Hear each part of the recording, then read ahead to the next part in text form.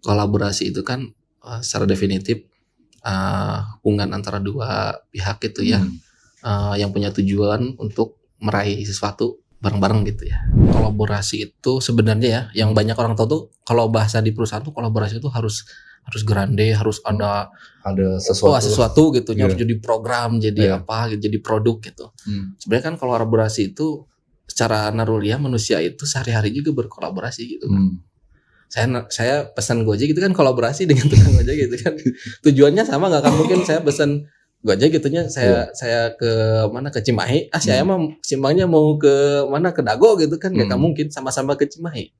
Tujuannya sama kan, bareng-bareng gitu, kerjasama lagi, sepakat gitu untuk ketujuan yang sama gitu. Secara umum ya tantangannya kan sebenarnya ada di trust ya. Ada trust, tapi gimana caranya supaya trust itu jadi mutual gitu. Jadi mutual trust kan. Kalau saya cuma kayaknya saya percaya nih sama Akang, tapi Akang nggak percaya sama saya juga nggak jalan kan. Harusnya mutual gitu, harus sama-sama percaya. Tahap yang pertama sih biasanya saya kenal aja dulu gitu. Kadang kita tuh terlalu buru-buru gitu. Baru aja ketemu langsung, ayo Kang, ayo kita bikin apa gitu. Padahal kenal juga belum gitu. Mau saya sih kenal aja dulu gitu ya. Assalamualaikum warahmatullahi wabarakatuh. Selamat datang di Playground, tempatnya bermain dan belajar seputar dunia IT. Narasumbernya main, kitanya belajar. Bersama Irfan, hari ini kita akan membahas mengenai kolaborasi yang bisa kita lakukan di seputar teknologi. Bersama saya hari ini sudah ada rekan saya, seorang CEO dari perusahaan IT juga di Kota Bandung, yang bernama Kang Harun. Selamat siang, Kang. Siang, Kang. Makasih udah datang ke podcast ini.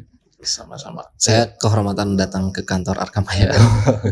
Enggak lah, ini dalam rangka kita berkolaborasi, Kang. Jadi sesuai banget sama tema kita hari ini ya, teman-teman. Kita hari ini insya Allah akan membahas tentang tema mengenai collaborative innovation in tech. Jadi kita ngebahas sebenarnya di dunia persilatan IT itu kolaborasi itu seberapa penting sih dilakukan. Kemudian kolaborasi yang seperti apa sih yang bisa kita lakukan sama pelaku-pelaku industri di dunia itu tuh biasanya kan pada ragu-ragu nih, Kang, kalau mau collab nih. Yuk. Nah, kira-kira keraguan-keraguan itu apa aja tuh? Itu kurang lebih yang akan kita bahas, Kang, ya. Nah, mungkin sebelum masuk ke pembahasan kolaborasi, kita mau lebih mengenal lebih jauh nih, Kang, tentang Kang Harun sendiri sebagai CEO dari sebuah perusahaan yang bernama Garuda Infinity Creasindo ya, Kang? Betul. Nah, boleh Kang diceritain dulu latar belakangnya dari Kang Harun, dari mungkin latar belakang terkait dunia IT lah ya. Maksudnya Kang tuh, kalau saya sedikit-sedikit profiling tuh, asalnya dari marketing ya, Kang, kalau nggak salah. Ya, fokusnya di sales and marketing. Sales dan marketing ya. Cuman beliau ini luar biasa menjadi seorang CEO di perusahaan IT. Nah, Kang, boleh cerita, Kang, latar belakang Akang, kemudian sampai bisa membangun sebuah perusahaan yang bernama Garuda Infinity Creasindo. Oke. Kalau diceritain mungkin panjang ya. Tapi singkatnya sih, ketertarikan awal di IT itu, Kang, sebenarnya dari waktu SD malah. Jadi singkat cerita, saya tuh lahir dan besar di salah satu kota kecil lah, kabupaten di Jawa Barat, di Cianjur gitu ya. Kota yang mungkin kalau secara teknologi ya sebenarnya ketinggalan gitu. Waktu itu mungkin tahun 97 98 lah. Waktu SD itu ya. Ini yang jadi turning point ketertarikan saya sama IT. Jadi ada satu teman dekat gitu ya. Kebetulan orang tuanya itu sering bepergian ke luar negeri karena mungkin dia kerjanya di luar negeri. Gitu. Tiap orang tuanya pulang ke rumah tuh dia cerita ke anaknya kan, ke teman saya itu. Dia di luar negeri tuh seperti ini. Nah, dia cerita lagi kan ke sekolah, biasa anak SD gitu. Anak SD gitu. Ya, biasa sebelum mulai sekolah tuh cerita-cerita kan ya, bapak saya mah gini gitu kan. Biasa main bapak-bapakan gitu ya. Bapak saya mah gini, dia cerita gitu. Tahu nggak, di bapak saya tuh kemarin kalau nggak salah dia tuh ke Brunei gitu ya. Waktu bapaknya ke Brunei. Tapi dia cerita gini, ada satu teknologi katanya ya, kalau kita nanya apapun itu dijawab pasti benar katanya. Kalau ada soal matematika dimasukin diketikin gitu di alat itu, dia juga nggak tahu alatnya apa gitu. Sebenarnya itu kan PC gitu ya. Itu pasti dijawab benar gitu. Oke. Wah, saya tuh penasaran alat apa gitu ya. Kok bisa secanggih itu? Singkat waktu mungkin 6-7 tahun kemudian gitu, waktu saya SMP mau SMA, belakangan saya tahu yang diomongin itu adalah Google. Belakangan saya itu Google gitu. Itu kelas berapa Kang? SD? SD mungkin kelas 5 ya. 5 ya. Kelas 5 SD. Zaman itu udah kurios ya sama. Tahun 98 tuh kan baru mulai ada Google ya kalau salah ya. Itu Google tuh baru muncul lah gitu. Ada dia tuh bisa mesin pencari, nyari apa segala macam gitu. Oh bisa gitu ya. Terus coba deh itu lanjutin cerita itu. Saya pengen tahu emang ada teknologi apa di luar negeri sana gitu katanya. Ya banyak katanya, kalau mau sering banyak baca gitu. Akhirnya dari situ, sebelumnya sih minat baca saya biasa-biasa aja gitu. Akhirnya pas pulang ke rumah itu sering minta ke saudara saya, karena dia itu kerja di kaki lima lah, yang biasanya sangat erat interaksinya sama tukang koran kan, zaman dulu ya masih banyak tukang majalah. Dia selalu bawa pulang tuh koran bekas, ada namanya majalah Biang Lala. Pernah dengar. Biang Lala tuh majalah teknologi lah, tapi dikemas supaya mudah dibaca untuk anak-anak. Dari situ rajin banget gitu ya. Selalu nungguin kakak saya kalau pulang bawa majalah Biang Lala. Dari situlah akhirnya tertarik, kayaknya nanti kalau saya udah gede mau kayak gini deh, bikin sesuatu gitu. Di teknologi. Di teknologi lah. Awalnya itu sih ketertarikan kan dari zaman SD sebenarnya.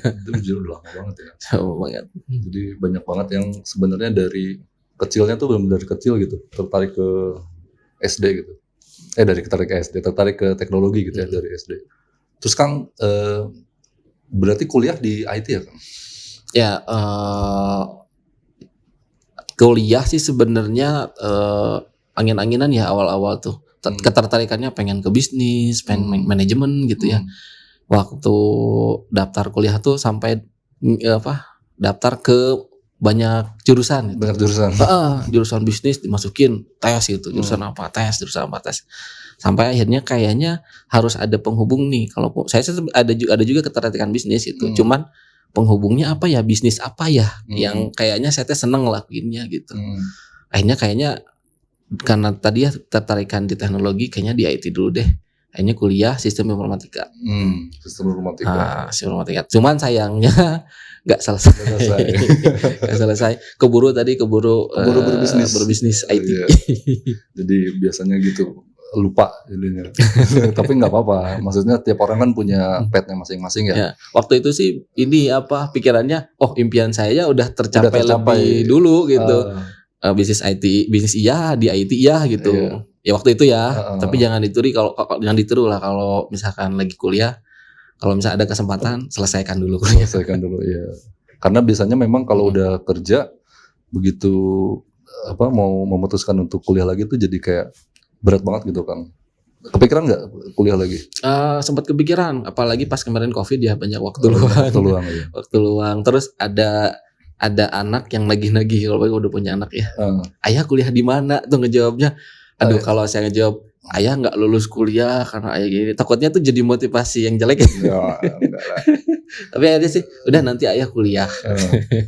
Tapi emang beneran berat Kang. Saya waktu pandemi juga saya sempat coba ngelanjutin lagi kuliah. S2 gitu ya. Nggak beres juga. Jadi bukan Akang yang sendirian tidak beres. Saya juga nggak beres. Kayaknya harus ikut caranya rekan kita yang lari ke sana. Nah, bukan lari ya, maksudnya cari yang lebih jauh gitu. Lebih jauh. Ke Kang Rey ya. Kang Rey ya. Kang Rey siap. Oke, nah Kang, secara perusahaannya sendiri Kang, Garuda Infinity ini lebih ke perusahaan IT Kang atau seperti apa Kang? Ya, perjalanannya sih sebenarnya cukup banyak cerita gitu. Banyak cerita. Garuda Infinity sendiri sebenarnya ruhnya itu dulu sebelumnya itu ada satu perusahaan namanya Garuda Game Studio gitu. Itu saya join di perusahaan itu sebagai divisi bisnis lah. bisnis tahun 2011 akhir kalau nggak salah. Waktu itu belum sebagai founder cuma bekerja lah di situ gitu. Karena mungkin waktu itu juga saya tertarik, ini dunia game development lagi hype lah waktu itu ya di lokal gitu. Saya join ke sana, bantuin di segi marketing, bisnis. Ternyata bisnisnya itu seperti ini dan lain-lain. Akhirnya sampai tahun 2015 lah, udah 2015-an si perusahaan game ini tuh tidak bertahan gitu. Akhirnya harus restrukturisasi ataupun apa segala macam. Nah, si founder-foundernya itu, mantan founder-foundernya itu ngajakin saya, yuk mau lanjutin gak? Saya bilang, tapi kalau mau lanjutin jangan game dulu ya. Kayaknya kita udah beberapa tahun tantangannya seperti ini udah tahu nih gitu. Mending kita yang lain deh, saya tahu bisnis yang lain ya. Bilang masih di IT, masih hubungan di digital, tapi bisnis modelnya nggak ke game gitu. Jadi makanya ada tetap bawa nama Garudanya tadi itu ya. Betul. Kebetulan waktu itu kita kan mau jualan nih, nggak punya portfolio gitu. Portfolio boleh nggak kita ambil, kita akuisisi gitu. Portfolio kita ambil, akuisisi, kita bikin perusahaan ulang lah gitu ya, perusahaan baru dengan nama baru, founder baru dan lain-lain, yang akhirnya saya masuk sebagai founder juga di situ bertiga gitu dengan rekan saya. Berarti berdirinya tuh sekitar tahun berapa, Kang? Jadi officially sebenarnya kalau dengan bisnis model yang baru yang benar-benar ke service gitu ya service IT 2015 lah, 2015 sampai sekarang. Berarti udah mau 10 tahun nih, Kang ya? Hampir 10 tahun. Ulang tahunnya kapan? Itu tuh kita nggak sengaja maunya tanggal 17 Agustus gitu. Tapi gitu. Notarisnya lupa, kecepetan bikinnya jadi 15 Agustus ya. 15 Agustus. Ya oke. Ya Kang, thank you Kang tentang Garudanya ya Kang. Nah, teman-teman semua mungkin yang perlu diketahui ya. Jadi selain sebagai CEO di Garuda Infinity Kreasindo ini juga Kang Harun juga aktif ya di komunitas sitkom. Kalau Kang Irfan tuh kemarin bilangnya Citcom. Nah, itu masih ada perdebatan tuh cara pengucapannya, apakah sitkom atau Citcom? Orang Sunda Citcom. Orang Sunda Citcom kayaknya. Sitkom itu komunitas level IT community ya. Nah, Kang Harun ini salah satu yang pegang di divisi partnership. Jadi kita ada divisi namanya partnership, di mana divisi ini tuh mewadahi atau bertanggung jawab untuk segala jenis partnership antara baik dari sesama member gitu ya Kang ya kalau nggak salah, dan juga yang paling utama sih dari luar juga gitu ya. Nah, cuman kita mulai sedikit-sedikit masuk nih ke kolaborasinya itu sendiri, karena tadi agak udah mulai relate nih tentang peran Akang di sitkom, di partnership. Kita masuk ke collaborative innovation in tech gitu. Nah, kalau yang Akang lihat nih selama di komunitas nih ya, tantangan yang paling besar dari teman-teman member tuh ya, sesama pelaku pelaku industri IT gitu ya, tantangan yang paling berat dalam melakukan kolaborasi itu apa sih Kang? Karena ini kalau saya pribadi nih ya, saya ada sih beberapa yang mungkin ngajak Kang collab gitu ya. Cuman saya tuh kayak masih ada rasa ragu-ragu gitu.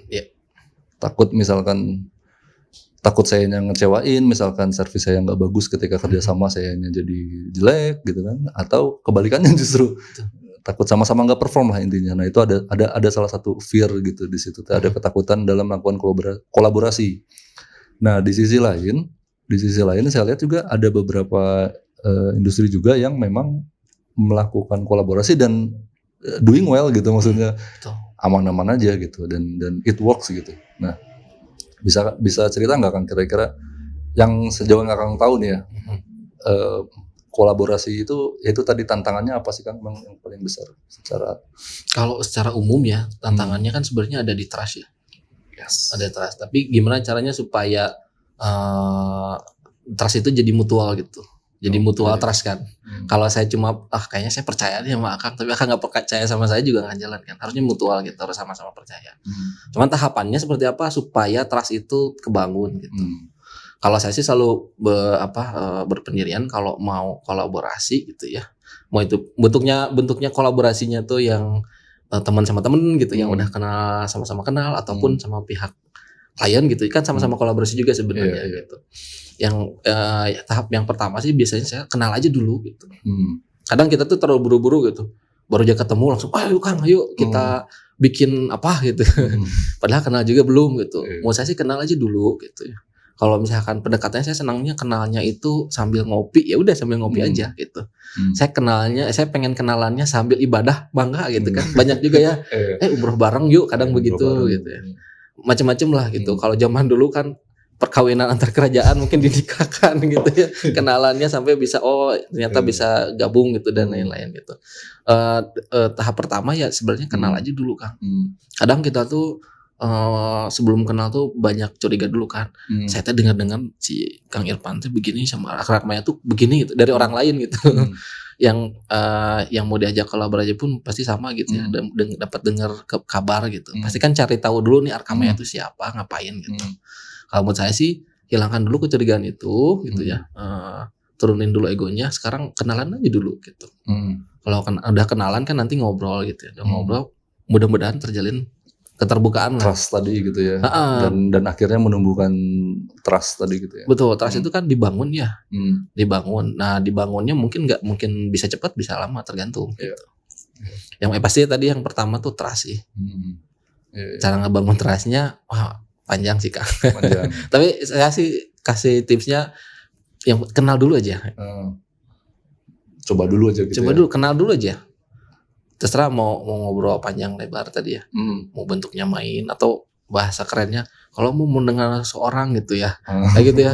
Coba dia ikut perjalanan lama bareng katanya gitu-gitu. Banyak lah caranya. Tapi itu benar sih. Pengen tahu integritas seseorang, ajak bermuamalah, terus ajak safar bareng gitu. Jadi kelihatan gitu ya. Kelihatan. Ya sih, itu bisa diterapin juga ternyata berarti. Ya memang bisa gitu.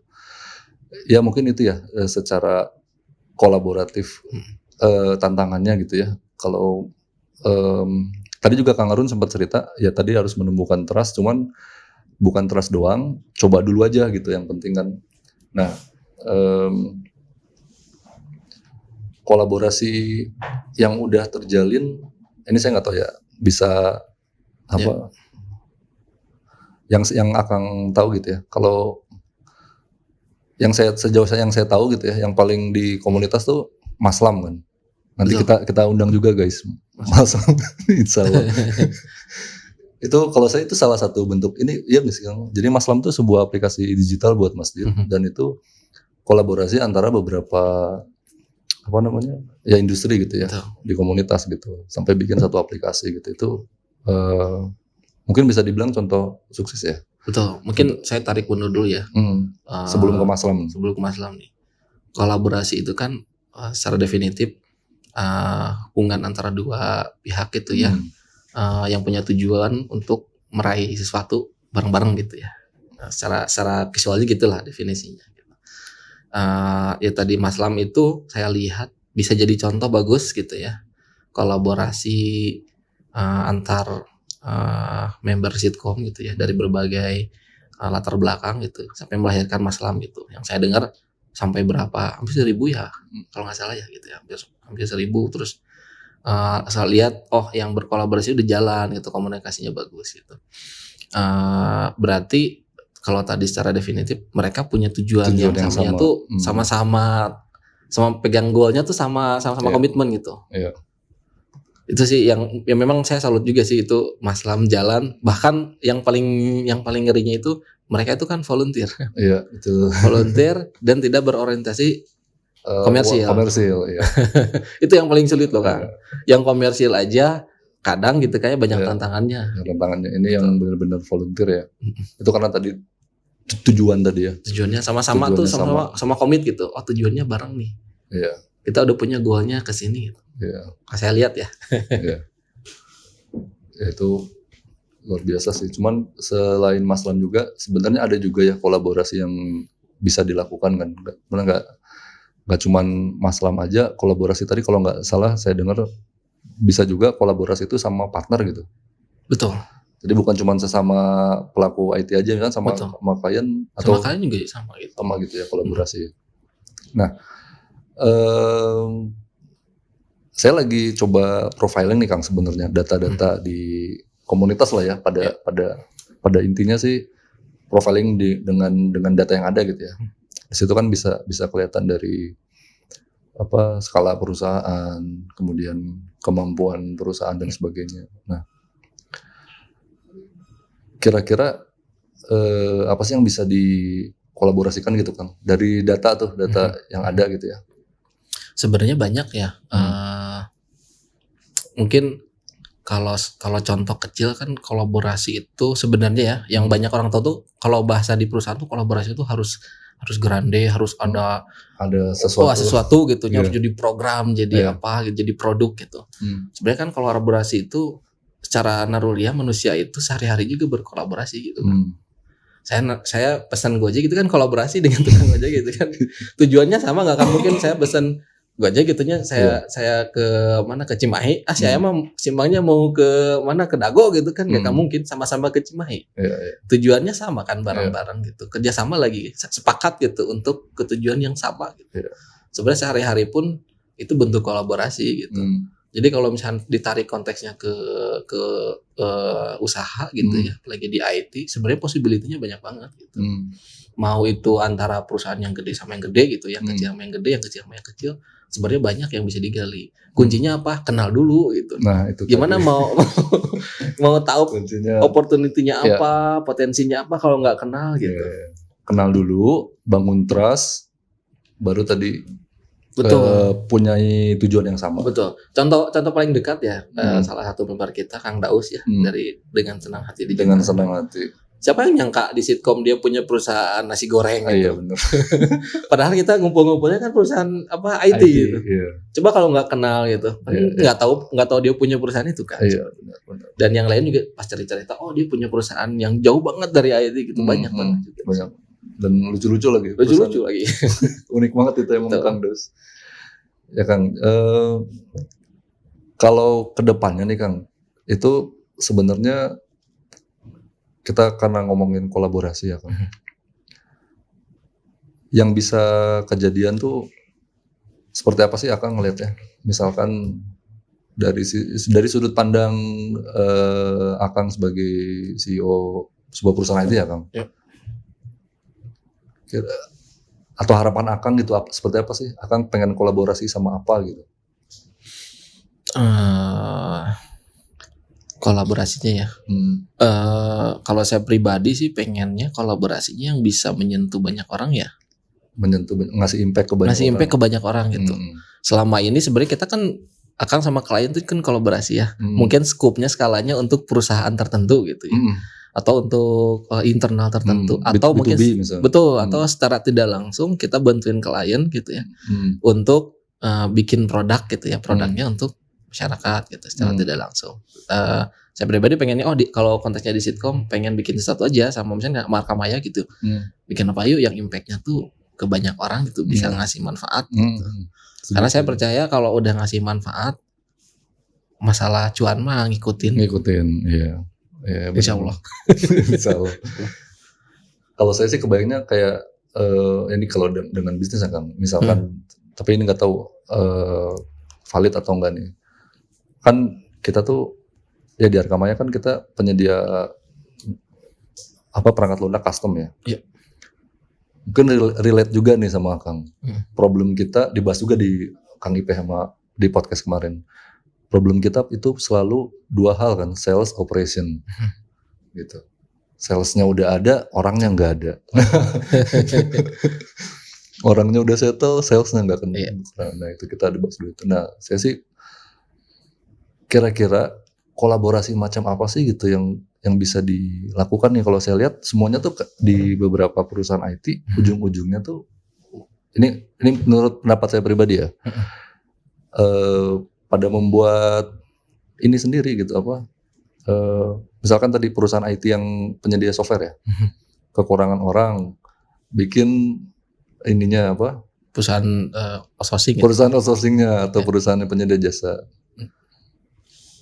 mau gathering bikin travel sendiri gitu ya sebenarnya itu which is it's good ya, maksudnya itu dalam rangka teman-teman mungkin mencoba melakukan konglomerasi gitu di segala hulu hilir. Cuman maksudnya dari konteksnya perusahaan-perusahaan yang di komunitas juga kan nggak semuanya ada yang baru mulai gitu ya. Betul. Ada yang baru mulai, kemudian langsung menghadapi facing the same problem gitu kayak tadi contohnya dia dapat nih sales nih, dia dapat opportunity-nya nih.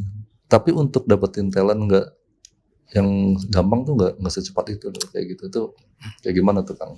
Nah itu sebenarnya fungsi kolaborasi Kang. Fungsi kolaborasi. Karena kan masing-masing dari kita tuh punya kelebihan sama kekurangannya ya gitu ya. Kalaupun misalkan saya emang nggak ada kurangnya gitu ya.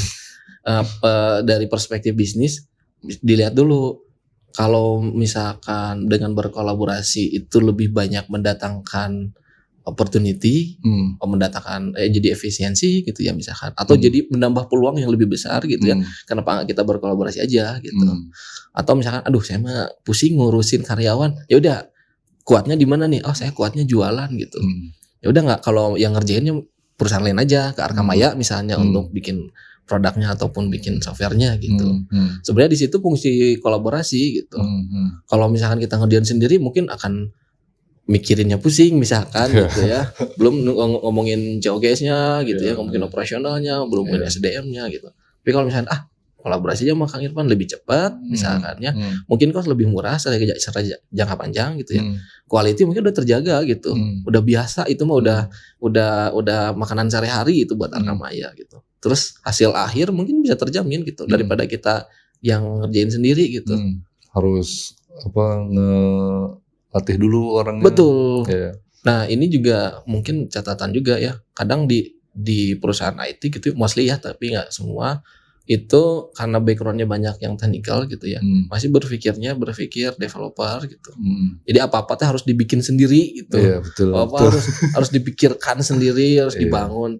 Kalau dari perspektif bisnis sebenarnya lihat aja mana yang lebih menguntungkan, lebih efisien dan lain-lain gitu. Harusnya itu yang lebih ditekanin sih. Wah ini mantap banget ini. Jadi keingetan dulu ternyata kita pernah belajar bareng sekolah. Betul, di salah satu itu ya seminar ya. Salah satu seminar ya. Dan itu tuh ini Kang, saya juga banyak belajar di acara-acara seminar seperti itu. Nah itu Kang. Karena industrinya macam-macam kan ya. Betul. Itu kenapa sih Kang? Saya ya ini sekalian saya nanya ininya apa? Akang sering banget ikutan kayak kelas-kelas gitu ya. Betul. Itu emang ini banget ya ngaruh banget ya. Ya tadi sempat cerita ya, saya tuh dulu tuh anak komunitas banget Kang gitu ya. 2011 sampai 2015 tuh komunitas apa tuh ikut gitu ya. Yang terakhir itu sampai ke, karena di game gitu ya dulu, sampai ke game developer lah, sampai bantuin dan lain-lain gitu. 2015 fokus benerin internal gitu ya, karena baru mulai juga sih gitu. Sampai akhirnya 2000 abis COVID lah, kayaknya harus upgrade ilmu gitu. Supaya saya dapat perspektif baru lah gitu. Ya alhamdulillah sih dari acara seperti itu kan kita ketemu banyak orang. Dapat banyak sharing, kita dapat ilmu. Dapat ilmu, dapat teman baru. Dan juga yang paling penting sih jadi ngerasa ini kayaknya orang lain kok pada larinya kenceng-kenceng banget ya. Kita kayak ngerasa kok kita di sini jalan di tempat ya. Nah itu takut juga sih, saya juga kadang beberapa kali ya. Kalau dipikir-pikir itu jadi takut jadi jebakan sih. Takut nggak jadi bersyukur sama perusahaan sendiri. Iya gitu. betul. Karena ngeliat ke teman-teman yang lain, wah ini omsetnya udah mengerikan. Tapi pas kita ngobrol-ngobrol gitu ya, ada perusahaan yang misalkan beda sama kita gitu dunianya. Bukan di dunia itu. Ujung-ujungnya sih apa yang bisa kita bantuin gitu. Nah betul. Ujungnya kolaborasi lagi gitu. Saya pengen dong kayak kalian gitu. Gimana caranya? Mending kita Kang bantuin di sini gitu. Iya benar. Jadi sebenarnya katanya bisnis yang sustain itu yang menguasai hajat hidup orang banyak kan ya. Yang makanan, minuman, makanan kesehatan gitu atau seperti itulah ya. Nah IT itu sebenarnya bisa masuk ke mana-mana kan tadi. Harusnya sih. Makanya perspektif itu harus dibuka lebar itu. Jangan hanya di perspektif developer aja gitu. Perspektif harus jadi perspektif bisnis lah. Bisnis itu kan sebenarnya mah tukeran value ya gitu ya. Kita berkegiatan gitunya, berorganisasi, bikin sesuatu, nyiptain sesuatu, ataupun ngasih sesuatu bentuknya value kan. Tentunya ada yang jasa, ada yang produk gitu. Tapi kalau misalkan cuma hanya berhenti di sebagai maker aja, tapi nggak mentingin ini dipakai sama siapa, ini jualannya kayak gimana, tetap aja impactnya tuh nggak akan nyampe gitu. Meskipun mungkin tujuan awalnya saya bikin ini tuh untuk masyarakat gitu. Tapi kalau masyarakat juga nggak nerima produknya yang dibikin itu gitu ya, nggak dibungkus secara bisnis itu bisa diterima orang lain juga nggak akan nyampe kan. Luar biasa banget. Oke teman-teman semua, mungkin kita sudah sampai pada akhir sharing ya. Mungkin dari Kang Harun ada yang mau disampaikan lagi Kang, harapannya terhadap podcast ini mungkin karena ini kita masih baru banget ya. Mudah-mudahan kita bisa ngundang juga Kang. Mungkin ada yang mau disampaikan nggak? Ya, Undang yang lain gitu maksudnya. Siap. Kalau ini udah banyak ya podcast di bidang usaha lain, tapi kayaknya di IT jarang ya Jarang makanya kita bikin. Mudah-mudahan sih ini bisa berkelanjutan gitu. Mudah-mudahan banyak yang ilmu yang didapat lah dari tamu-tamu yang hadir di sini. Amin. Atau mungkin nanti sekali-kali podcastnya keliling-keliling kantor teman-teman gitu kan. Bisa. Sekalian company visit gitu kan. Nah, bener. Sekalian company visit sekarang kita jadwalin untuk podcast gitu ya. Itu luar biasa. Itu mantap banget. Oke teman-teman semua, mungkin itu aja yang bisa kita obrolin di hari ini. Ada beberapa hal yang tadi lumayan dapat insight ya dari Kang Harun. Itu yang pertama, kalau misalkan untuk berkolaborasi itu coba aja dulu. Jadi kita jangan takut untuk mencoba dulu ya Kang ya. Kenal aja dulu gitu kan. Terus yang kedua tadi bangun mutual trust gitu. Karena kalau nggak ada trust itu nggak mungkin si kolaborasi itu bakalan terjadi. Nah yang ketiga itu yang tadi saya tangkap adalah kita harus punya tujuan yang sama teman-teman. Jadi supaya kita bisa berkolaborasi kita harus punya tujuan bareng-bareng kita mau kemana gitu. Karena tadi contohnya Mas Lam gitu ya, non profit tapi yang collab di situ banyak banget dari yang ngurusin infra, ngurusin mobile apps-nya gitu kan. Kemarin tuh luar biasa banget gitu. Keliling Indonesia juga ya. Keliling Indonesia sampai sendiri gitu. Sampai ngejelasin ke tiap-tiap masjid itu luar biasa karena mereka punya tujuan yang sama ya teman-teman. Nah, yang terakhir adalah tadi bahwa kolaborasi itu adalah kita saling di bisnis itu kita saling bertukar value ya Kang. Jadi selama kita bisa ngasih value ke rekanan kita, ke siapapun yang kita ajak kolaborasi, insya Allah itu akan bagus gitu, lebih baik. Sekian dulu mungkin untuk podcast hari ini. Terima kasih sudah menyimak. Sampai jumpa di episode selanjutnya. Kang Harun, thank you. Terima kasih banyak. Diundang. Terima kasih banget. Assalamualaikum warahmatullahi wabarakatuh. Waalaikumsalam.